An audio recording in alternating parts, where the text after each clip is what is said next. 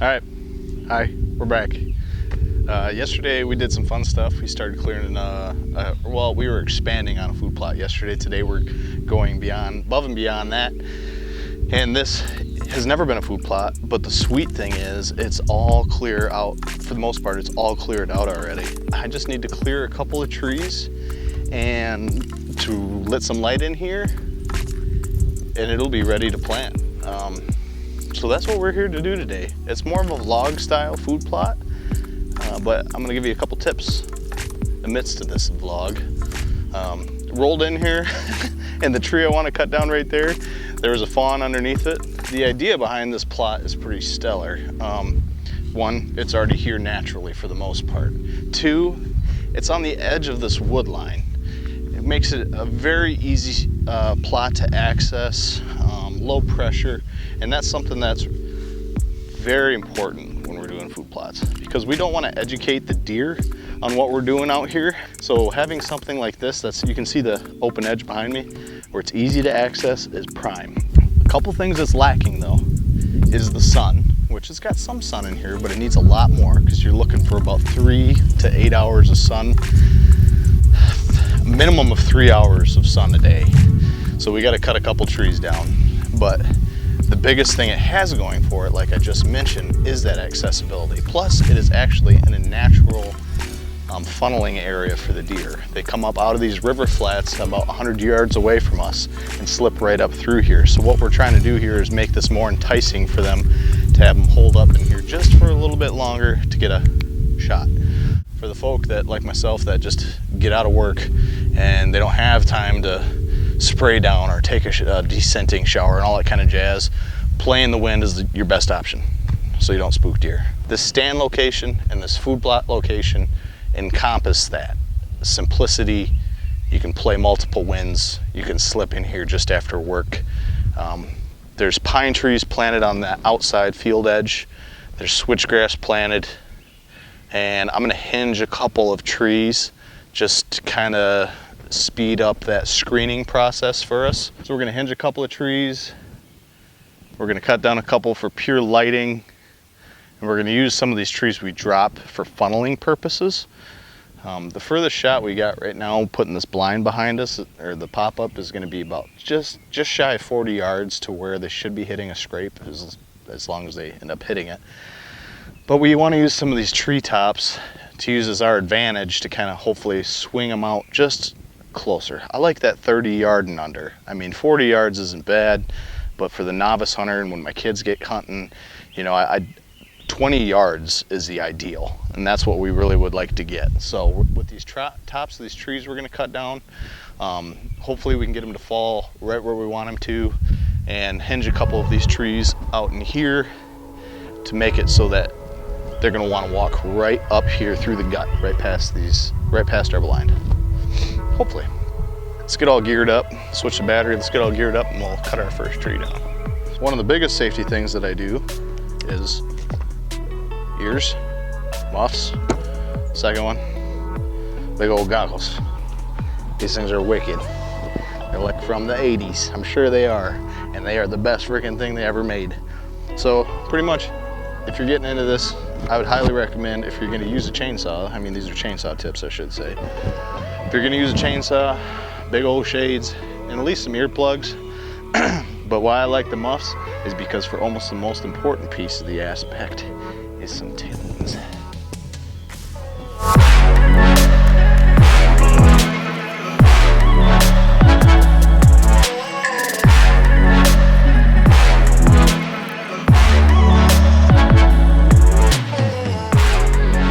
Slight hiccup.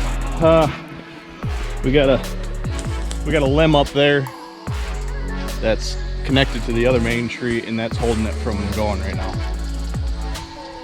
It kind of came back a little bit, which is odd because all the weight's going away. So I got to go get a pole saw from Dad, cut that limb. Be right back.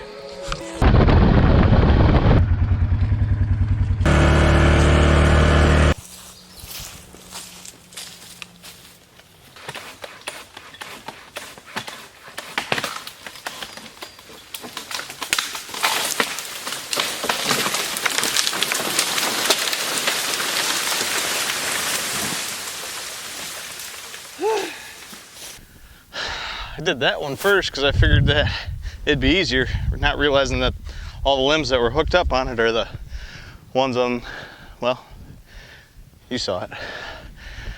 That's actually perfect that that stump is holding up that log. I mean, that is prime. That way, when I do hinge stuff, it'll have something to rest on. It'll keep it up off the ground, actually right in their line of view. So that's cool. I wish it would have been a little bit more back that way, away from us, but it still kind of has the same purpose. I'll cut all these limbs off and throw them up on top and make an awesome brush pile for some rabbits. Now we got to get this one.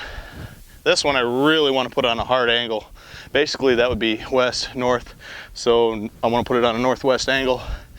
Kind of makes this, it'll make this food plot like a semi-lima bean shape. It'll be a pinch point right here where this tree is.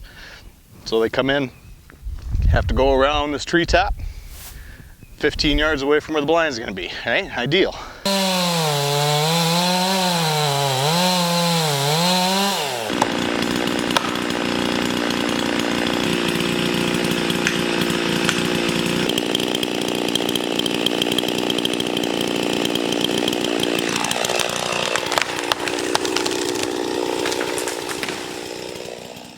That's definitely not where I wanted it. It I was having issues with my saw. Kind of getting bound up in that tree. I just went into it bad. I wanted it to go, I mean, I don't know if you guys can tell, but you can see there's you can probably see grass behind this tree. I wanted it to go about 10 feet more to the left. It ain't very far off from where I wanted it, but pretty close.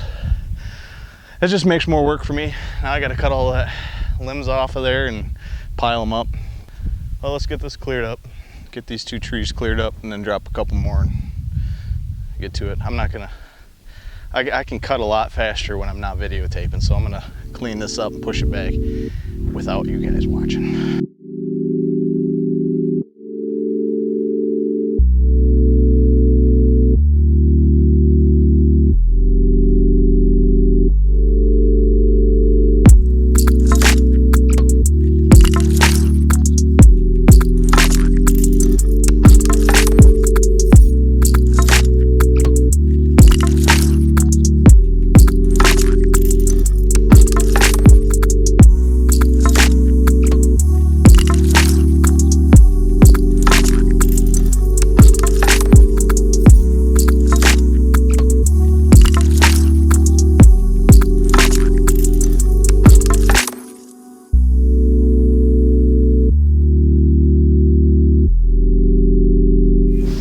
I think that's going to do it for now. That one stuck up a lot better than what I anticipated it would. That's what I wanted. I wanted to put a little barrier right there along that edge of that field like I mentioned. I moved the spot for the blind right here now. I only moved it about 10 feet. It was here, and I just moved it to here. And I did that for a couple of reasons. Come here. All right, if you look out here, let me change our exposure. Okay, there's our big tree, the one that was going the way it is going. I made a good brush pile, a lot of rabbit habitat out of that tree. The first tree we cut, we left that up as a screening border, and so I moved this here, the blind, because if you look right this way, this is all nice and thick. Even when the rest of those leaves come off, that's going to be an impenetrable view for the deer, so you can slip right in here. And then this tree is another screening just in case.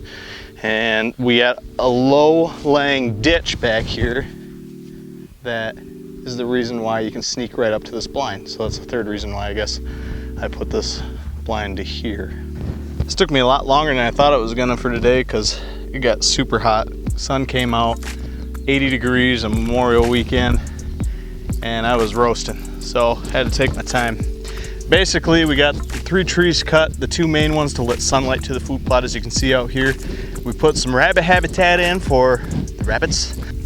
Like I mentioned before, this is gonna be a sweet spot to just slip in after work or whatever you got going, just a last minute spot. And even on top of that, it's still gonna be good because the deer travel from the north, come up out of the river bottoms, and they kind of come off to the, it would be the west, southwest, take an angle right across this food plot.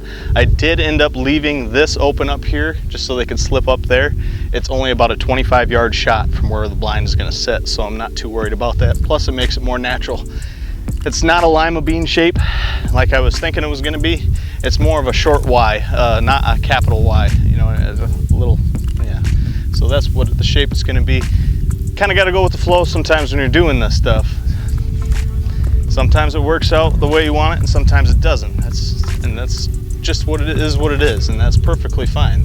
The deer aren't going to care. They're just going to be glad there's food here, and they're going to feel secure with everything that's around them. So that's step one for this food plot. Thanks for tagging along. The next step, or at least the next clip that I'm going to put up the video, hopefully in the next week I'll be filming it, so who knows when I'll be putting it up, probably a short period of time. But I'm going to take some soil samples so you guys can follow along for the ride to that. We're not going to do a mail-in. You can do a mail-in soil samples. We're going to take it up to a local elevator and show you how simple it really is to do. Need to set up the blind, maybe hinge a couple more trees, get some soil samples, and then we're going to fertilize based off those soil samples. Oh, I'm going to have to cut those trees down because they're moving. I'm going to have to clear them out of there. Probably spray again. And yeah, we'll go from there. So hey, I appreciate you guys tagging along.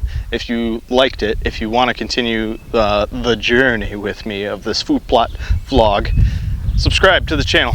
We got other things more than just food plot and habitat stuff. So if you get bored watching habitat stuff, we got turkey hunting, rabbit hunting, deer hunting, fishing, all sorts of jazz.